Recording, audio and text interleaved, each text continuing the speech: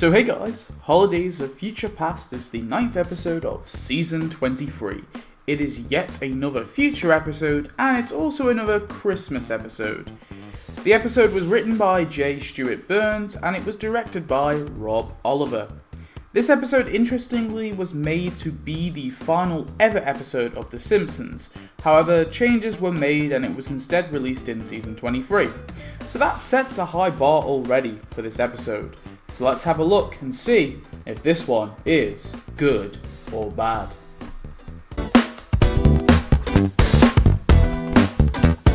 I'm going to be tackling the plot the same way I used to do it because I really don't want these videos going over 15 minutes. So first we're just going to wrap up the main plot beats. But before we do that, I just want to quickly talk about the episode opener. So the episode obviously starts with the Simpsons family just after a big Thanksgiving meal. But now the Christmas season has begun, and so Marge gets the family on the couch for Christmas card photos. We then have a montage of these pictures showing the Simpsons throughout the years and aging them up. And this effectively transports us into the future setting. I find this way a lot more effective than a time machine or a fortune teller. This one is just so natural, and I think this opener sets up and shifts us into the setting of the episode really well, which is of course the future Springfield. Right now, I'm going to be separating the A and the B and the C and the D plots. So let's first of all start with the A plot. So it's arguable whether the A plot is Lisa or Bart because they get about equal screen time, but for clarity's sake, I'm just going to say the A plot is Bart because the episode starts with him. So we see an older Bart is living in Springfield Elementary, which has been converted into an apartment block. He's 2 months late on the rent and his kids are transported over to spend Christmas with him. And they aren't happy about it, but Bart thinks to himself, I'll just dump them at Marge's house. And then the kids hear that. Bart arrives at his family home and tries to set up the Christmas tree with his boys and learns that Gender, his ex, has remarried. Bart dumps his kids with Homer and they are also, again, not too happy about this. Bart is depressed and sad. He sits in the treehouse and invites Lisa up. They chat about each other's issues as they drink. Bart tells Lisa she's the person he always wanted to be, and Bart goes to reconnect with his boys but can't find something to bond over with them. Bart learns Homer has gone out again with the kids and goes looking for them. He gets pulled over by Ralph, visits Moe's, and learns Homer has taken the kids to the cryogenic facility to see Grandpa. Bart rushes and tells his kids that he will grow up and admits his faults, but tells them they are worth everything to him.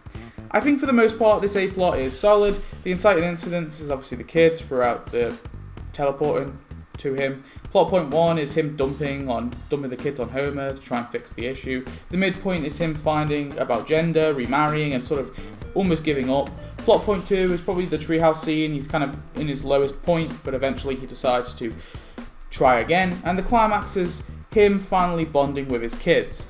It is a bit simple though, and Bart just sort of becomes a bit meandering of a protagonist. Homer is the one who actually at first tells the kids to forgive their father, but they do sort of make up for it by having Bart give that speech to his boys. I do also have issues with the way Bart is framed, but I'll go over that in the character section. Anyway, I think the A-plot is fine on a structure point, on a plot point, for the most part, but it is very weak at parts and there is a lack of stakes, I feel. In the B-plot, Lisa obviously lives in this funky house and is married to Milhouse, who is sick. Zia, their daughter, comes in but doesn't talk to Lisa and zaps herself online. Lisa is worried that Zia is turning into Bart and says that maybe Marge will know what to do, so Lisa arrives at her family home and tries to bond with Zia, but she goes into the internet again. Marge tells Lisa to relax and sort of let Zia do her thing, and she sort of storms off, ironically telling Marge that she has no understanding of what dealing with a disrespectful daughter is like. Lisa goes up to the treehouse to find Bart and tells her, obviously, she is the person he always wanted to be, and Lisa goes to Marge to tell her that she is the best. Lisa then begins to take Marge's advice and lets Zia do what she wants, but Lisa has the temptation and goes into the ultranet to find Zia's room. She finds Zia's room and has a doubt about crossing this line, but she does it anyway to find Zia actually idolizes her a lot. Lisa and Zia sort of meet and Zia admits that she does idolize her a lot, and then the B-plot is pretty much ends there really. They sort of reunite and they hug and they finally sort of reconnected. The B-plot is a little iffy, to be honest. It's set up well with the inciting incident, with Lisa wanting to connect to Zia. The plot point 1, of course, is her going to her parents' house. This works well. But she never really asks Margie's advice, despite that being the reason for her going to her parents' house in the first place. I'm sort of unclear why Milhouse isn't there either. I guess his allergies are bad, or he just really wants to wear that burqa again. The midpoint is obviously her listening to Marge and letting Zia do her thing. The plot point 2 is obviously going into the ultranet, although it isn't that effective of a plot point 2, there isn't a real downer point. And the climax is her and Zia bonding. I don't feel it's really earned though. I mean, Lisa invades Zia's privacy after all, so I feel like Lisa really should have been punished for this. I don't know really, I just don't think it's an ending, it doesn't really feel just. They're all just sort of happy at the end, but Lisa not listening to Marge and crossing this line just feels really icky and iffy and odd. In the C plot, Marge and Homer are in bed, and Homer asks for future sex, and Homer gets a mind virus. Homer is now working on these little shit bottles, and he likes to dress up and eat carrots and smoke. Bart tells Homer to take his boys out, so Homer does so, and Homer takes them to downtown Springfield. He watches the Quickie Mart get robbed, they harass Mr. Burns, and Homer takes the boys to Grandpa, where Homer tells the kids that their dad does in fact love them. Homer watches Bart's kids forgive Bart, and then he tries to forgive Grandpa in the cryogenic facility by unfreezing him. And him and Grandpa have this little moment. Now, Homer's plot is heavily intertwined with Bart's, but I sort of consider it separate because of the fact we have that scene with Grandpa at the end. It is tagged on, and it is a bit cheap, and I do feel it wasn't needed, but Homer serves as a nice vehicle for Bart's plot. I don't think it's worth me sort of breaking it down into a structure. It's kind of iffy if whether or not it even is its own plot.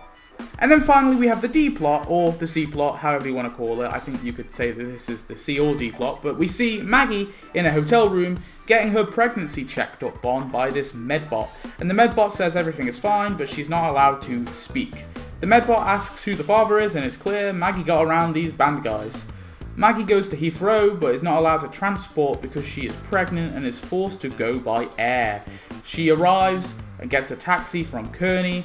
She starts having contractions and Kearney takes her to the hospital, but there is no room at the hospital, but there is room in the manger wing. After visiting Arpoo, Marge rushes to visit Maggie, who is going into labour. After giving birth, her and Marge arrive home with a new baby girl called Maggie Jr. Maggie goes to speak but is stopped by Grandpa.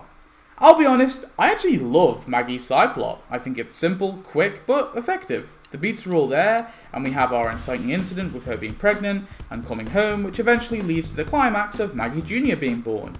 The whole thing of not being able to talk is actually kind of clever, although it's a bit dumb. I think it's clever at the same time. I just think hearing Maggie speak would be so weird and jarring, so I actually like that they came up with a silly excuse for her not speaking. Hood Adventure shows off new locations and characters, so overall I actually really adore Maggie's subplot.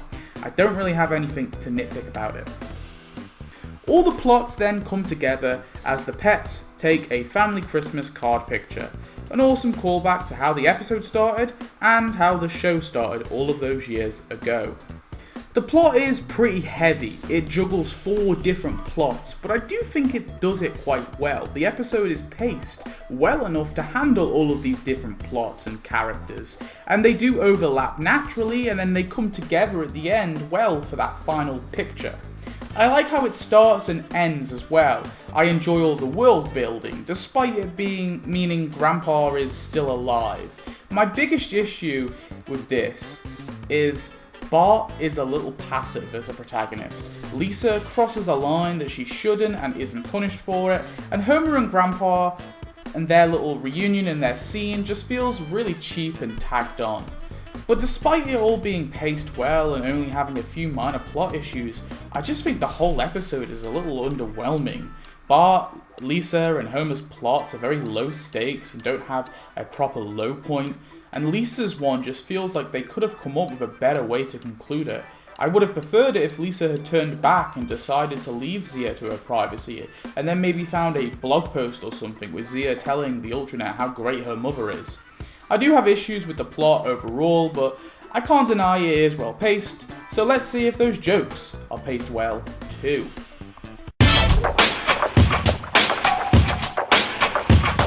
Okay, so I like the way that they use humour as a way to world build, but I also don't like how they use the humour to world build.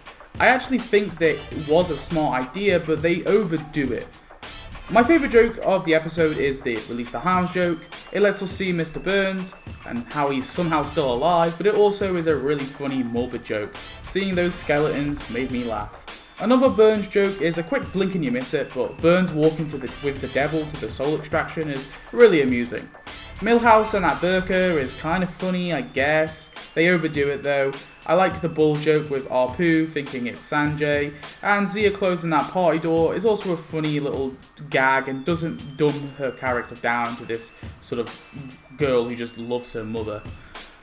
There are a lot of good jokes in here for sure, and I could list more, but those are just some of my favourites.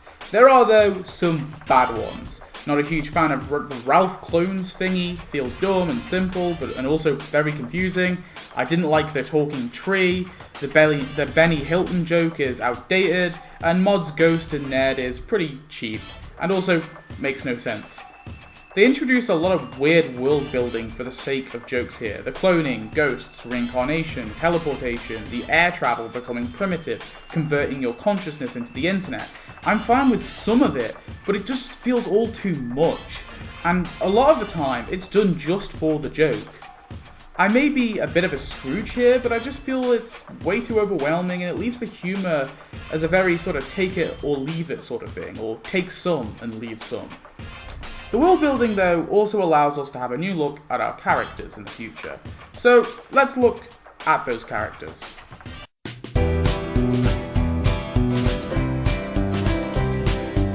So I'd argue the protagonist of this one is both Bart and Lisa. Like I said before, they get about equal screen time to flesh out their plots and they seem more present than both Homer and Marge.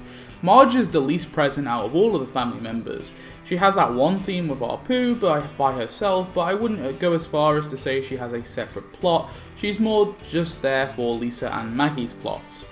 Bart is presented like his sort of typical self really. It's kind of predictable that he's a bit of a screw up still and hasn't really been the best father. I do like the idea of him reconnecting with his kids, but it is a little sad to see that up until that final scene, he hadn't really changed that much from his 10-year-old self. He was still a screw up, and him being a terrible father is sort of predictable from the view of him in the normal show, I guess. Also, we don't actually see him change, he just sort of says he's going to change. So for his arc to really be effective, it would have been better to actually see him do something with his kids to try and bond with them. His kids are just sort of annoying really, they just keep complaining and then they cave in with zero pressure and forgive Bart when really they shouldn't be. Bart needs to act on this promise first before his kids can really truly forgive him. Lisa is presented in a way of what I'd imagine Lisa to grow up as, but she does cross that line with her daughter's privacy. Now, I don't think it's out of character. We don't know how Lisa will grow up, and parents do make mistakes, so I don't wish to condemn her for this, but she should have faced some consequences. Having it all just be fine by the end removed the little stakes that were already here. I think a better idea would have been if Zia had formed a strong parental relationship with maybe Milhouse or another grown-up character, and Lisa felt that she was losing her daughter to said person, only to find that Zia actually looks up to her a lot. I don't know, I just feel like Lisa should have been explored in a bit more depth. Maggie I'm fine with, no real issues with her. I know some people hate the idea of her being someone who sleeps around, and I admit it's weird because we know her as a baby, but we have zero idea who Maggie is going to be really, so I'm like whatever on it. Overall, I think Maggie's portrayed fine. Homer is actually really well portrayed. He is still his usual dumbass self, but he's actually changed a lot. He's given up drinking, he has a new hobby, and he's an active grandfather. I do think the whole grandpa thing is tagged on, but I still, for the most part, enjoy Homer's portrayal in this one.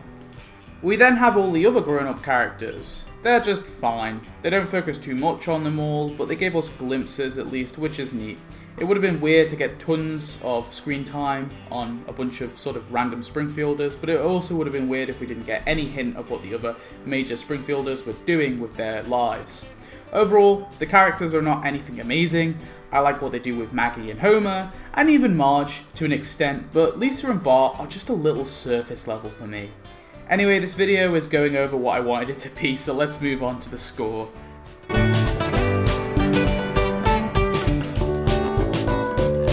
So I think Holidays of Future Past, despite all my complaints, is a good episode. Just not that good. To be honest, I don't think it would have been a great finale for the entire show, but as a standalone episode, which is what it is in this form, it's fine. The plot is well paced, but it has minor issues and a lack of stakes. The jokes are fine, but some do bend the world building and logic for the sake of trying to make you laugh, and the characters are a bit of a mixed bag. Some are good portrayals and some lack depth. Overall, I'm going to be honest, I am not a huge fan of this one, but I can't deny, from a critical standpoint, the positives of this episode. I'm also just not a massive fan of future episodes in general, so in conclusion, I give Holidays of Future Past a solid 5 out of 10. Very close to a 6 though. I just felt I couldn't quite give it a 6 because of the lack of character depth. That was the real thing that sort of put it down to a 5. So now let's move on to the wheel. So the next episode we will be reviewing is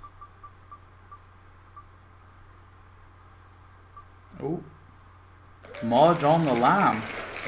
Okay.